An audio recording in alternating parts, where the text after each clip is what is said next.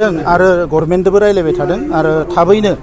सानसे साननैनि गेजेरावनो आसाम गभर्नमेन्टआ बेवहाय जायफोरा हा गैजायै सुबुंफोर दङ बिथांमोननि थाखाय बेबस्था खालामगोन बेनि सायाव सावरायनाया जाबाय थादों आरो बिथांमोननो राङारि अनसुंथाइ होनायनि थाखायबो रायलायनाय जादों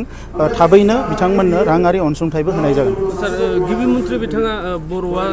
बे जायगानिनो थागिबि जों बिसोरनिनो हायाव थायो होखारनायनि खुनु जाहोन गैया होनना बुंनायनि उनावबो दिनै होखारनायखौ बिथाङा बुंदों अभारअल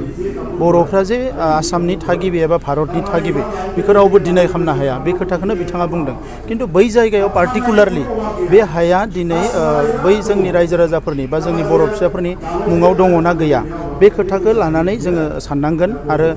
बेवहाय मोनसे गोरोन्थि जादों बिथांमोना एभेक्सन खालामनायनि सिगाङावनो सावरायनांगौमोन नटिस होनांगौमोन बेबायदि माखासे गोरोन्थिया बेवहाय जादों दा बेखौ लानानैनो सावरायगासिनो दङ आरो गिबि मन्थ्रि बिथाङानो दायो जे बिथांमोननो रां अनसुंथाइ होनांगौ बिथांमोननो गुबुन जायगायावबाबो हा होनांगौ बे खोथाफोरनि सरसाया जाबाय थादों आरो सानसे साननैनि गेजेरावनो बे जिनिसा स्पष्ट जागोन।